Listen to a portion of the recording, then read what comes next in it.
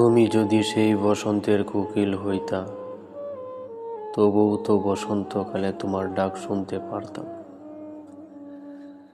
তুমি যদি বর্ষাকালের বৃষ্টি হইতা, তবুও তো বর্ষার পানিতে ভিজতে পারতাম।